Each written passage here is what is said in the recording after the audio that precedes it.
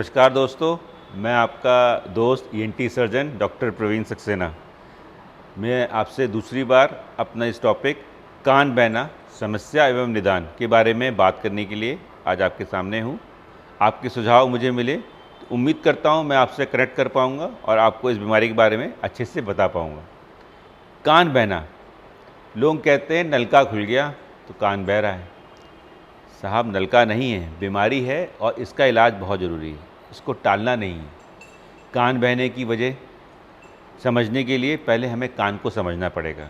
पिछली वीडियो में मैंने बताया था कि कान की बहने की वजह कान के हिस्से के हिसाब से होती है। तो पहले मैं कान के हिस्सों के बारे में बताता हूँ। एक्सटर्नल ईयर, कान के पिन्ना से लेके पर्दे तक की जगह, इसको हम लोग एक्सटर्नल ईयर कहते हैं।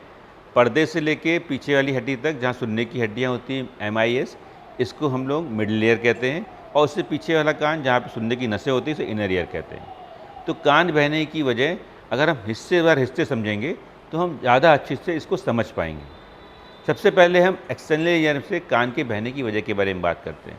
प्रमुखता से आप जानते हैं, साहब अचानक सर्दियों में सुनाई देना बंद हो गया, बरसात में सुनाई देना बंद हो गया। वजह क्या है?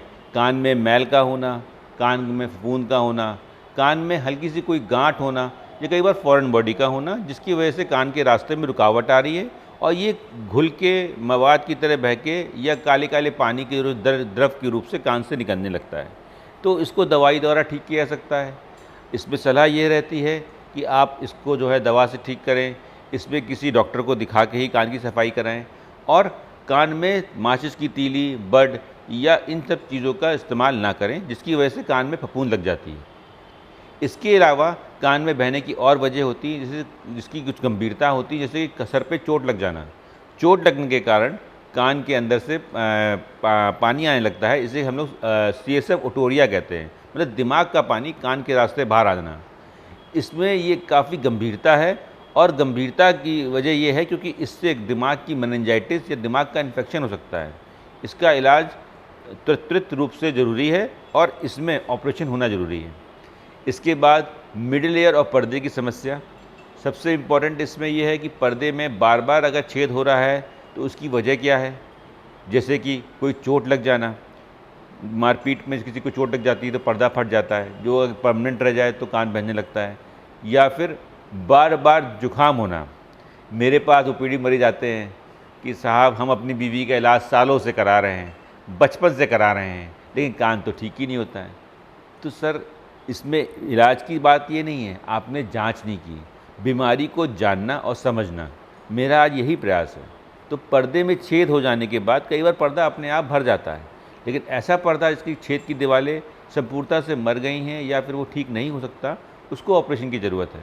ऐसा होने की समस्या क्या है? जैसे मैंने पहले बताया, चोट लग जाना, या इसके अलावा और क्या समस्या हो सकती है कि बार बार आपको जुकाम होता है। बच्चों में पाया जाता है, उनको बार बार जुकाम हुआ, या बड़ों में भी होता है, जुकाम हुआ, कान में दर्द हुआ, पर्दा फटा और पानी बाहर आ गया। इसको हम लोग ASOM कहते हैं। ASOM का मतलब acute superlative otitis media. Acute मतलब ऐसी बीमारी जो 3 महीने के अंतराल के अंदर हुई हो। सुपरेटिव मतलब पस का होना। ओटाइटिस मतलब मिडिल ईयर, और मीडिया कान का इन्फेक्शन। तो ये एक्यूट ओटाइटिस मीडिया का इलाज दवा द्वारा संभव है और इसमें मरीज को बताया जाता है कि उनको किन चीज़ों का परहेज करना चाहिए, कान में पानी नहीं जाना चाहिए, और अन्य वजह जैसे मान लीजिए बच्चों में टॉन्सिल्स हैं या नाक की हड्डी टेढ़ी है, या उन वजहों को दूर किया जाता है ताकि पर्दे में बार बार जोड़ ना पड़े और कान के बहने की समस्या का उसी साथ निदान मिल सके। इसके बाद हम लोग चलते हैं अन्य बीमारी, जैसे कि CSOM। ये एक समस्या, सबसे गंभीर समस्या है। पिछले पॉडकास्ट में मैंने आपको बताया था कि कान की बहने की 60% दिक्कतों का इलाज द्वारा संभव है। CSOM उसमें से प्रमुख वजह है। क्योंकि कान बहने की वजह के कारण कान की परिचय की हड्डी में इन्फेक्शन चला जाता है और छेद बन जाता है। CSOM 2 प्रकार के होते हैं। सेफ, इसको हम लोग ट्यूबोटिम्पैनिक कहते हैं, TTD, और अनसेफ, जिसे कि हम लोग कहते हैं एटिको-एंटरल डिजीज़, AAD। इन दोनों बीमारियों में अंतर क्या है? सबसे पहले मरीज किस तरह मेरे सामने आएगा? मरीज आएगा, साहब कान बहता है, कान में सनसनाहट, झंझनाहट, घबराहट, इस तरह की चीज़ें होती हैं। मुझे किसी की आवाज़ सुनाई देती है, टीवी सुनाई देता है, कान से बदबू आती है, किसी से बात करने में मुझे शर्मिंदगी महसूस होती है। कान बहना अपने आप में एक सामाजिक टैबू है। एक ऐसी बीमारी है जिसको कि हम लोग छुपाते हैं, लेकिन इसका इलाज संभव है। आइए फिर अपनी बात को आगे बढ़ाते हुए सेफ सीओएसएम की वजह को जानने की कोशिश करते हैं। सेफ सीओएसएम मतलब कान के पर्दे में हुआ छेद जिससे बार बार इन्फेक्शन हो जाता है और पीछे की तरफ से पानी आता है जो कि कान बहता है। तो ऐसी स्थिति में कान बहने की वजह के लिए अगर बीमारी शुरुआती लक्षण में है तो सिर्फ पर्दे को रिपेयर करके हम बीमारी को रोक सकते हैं। इसको हम लोग मिरिंगोप्लास्टी कहते हैं। और इसके अलावा अगर कान के पीछे के इन्फेक्शन गया है तो उसका भी इलाज ऑपरेशन द्वारा किया जाता है। इसमें हम कान के पर्दे के पीछे से जाते हैं और जो भी बीमारी होती है उसको हटा के नया पर्दा बना के बाहर आ जाते हैं। इसमें मरीज को ज़्यादा परेशान नहीं होना पड़ता, सिर्फ 1 से 2 दिन की भर्ती रहना पड़ता है और वो अगले दिन से ही अपने नॉर्मल कार्य कर सकता है। जैसा हम लोग लगते हैं कि नहीं ये बहुत गंभीर बीमारी है, ऐसा नहीं है। दूसरी बीमारी होती है अनसेफ सीओएसएम। हाँ, इसको गंभीरता से लेना है क्योंकि अनसेफ सीओएसएम का मतलब होता है ना सिर्फ पर्दे में छेद होगा बल्कि कई बार पर्दा गल जाता है, अंदर की तरफ घस जाता है और हड्डी में इन्फेक्शन आ जाता है। इसके कारण कई बार कान के अंदर एक ट्यूमर, इसको हम लोग कोलोस्टोमा कहते हैं। कोलोस्टोमा का मतलब ऐसी चीज़ जो जहाँ नहीं होनी चाहिए और ओमा मतलब ट्यूमर। तो कान का ट्यूमर अपने आप में गंभीरता लिए होता है क्योंकि इसकी वजह से कई बार चक्कर आना, दिमाग में इन्फेक्शन का चले जाना, कान में सीटी बजना, कान से खून आना और कई बार चेहरे की नस का फालिज मार जाना, इसे हम लोग फेशियल पैल्सी, ये सब दिक्कतें आ सकती हैं। और सुनना भी इसमें अत्यधिक रूप से बहुत तेज़ी से कम होता है। ऐसे मरीज के कान बहुत हल्का सा बहता है लेकिन मवाद बहुत गाढ़ा और बदबूदार होता है। मरीज की हिस्ट्री से हम डिफ्रेंशिएट कर सकते हैं कि मरीज़ सेफ़ या अनसेफ़ है। इसके अलावा इन दोनों मरीजों के बीच में डिफ्रेंशिएट करने के लिए हमारे पास कई जांचें हैं। सबसे पहले जब मरीज़ हमारे पास आता है तो हम उसकी हिस्ट्री लेते हैं, उससे पूछते हैं, वो हमें बताता है कि उसने आज तक के इलाज में क्या है।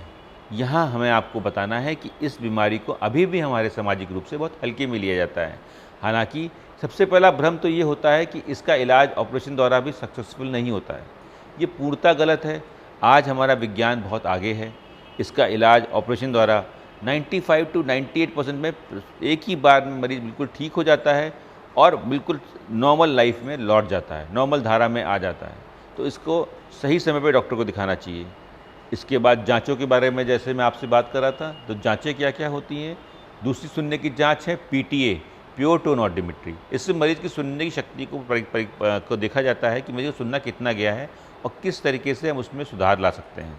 इसके अलावा मरीज़ का CT स्कैन और MRI कराकर बीमारी की गंभीरता को पहले से ही परखा जा सकता है ताकि ऑपरेशन से पहले हम तैयार रह सकें। इस तरीके से तैयारी करके मरीज़ को ऑपरेशन के लिए लिया जाता है और बीमारी को निकाला जाता है।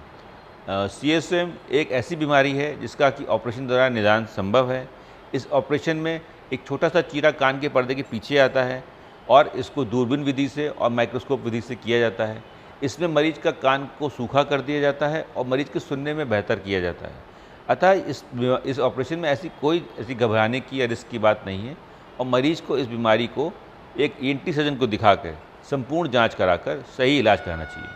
कुछ ऐसी बीमारियां हैं जो बहुत रेयर पाई जाती है, उनके बारे में भी बताना ज़रूरी समझता हूं। जैसे कि एक बीमारी होती है जिसको इन सब से अलग हट के चलती, इसे कहते हैं मैलिग्नेंट ओटाइटिस एक्सटर्ना, क्योंकि हम पूरे शरीर की बात कर रहे हैं। ये कान से जुड़ी बीमारी नहीं होती है। ऐसे मरीजों में उसकी इम्यूनिटी बहुत कम होती है, जैसे कि एड्स का मरीज़ या TB का गंभीर मरीज़ या कोई ऐसी गंभीर बीमारी का मरीज़। ऐसे मरीज में कान के बाहरी हिस्से में सूडोमोनास का इन्फेक्शन हो जाता है, एक ऐसा बैक्टीरिया जिसकी वजह से कान का हिस्सा जो है बाहर की तरफ से खाल जो है जल जाती है, गलने लगती है और इसको हैवी एंटीबायोटिक या बाद में ऑपरेशन द्वारा भी ज़रूरत पड़ने पे ठीक किया जाता है। तो हर ऐसी बीमारी का निदान संभव है, बशर्ते आप इसको सही समय पर डॉक्टर के पास लेके जाएं और इलाज के लिए प्रमुखता से विचार करें। धन्यवाद।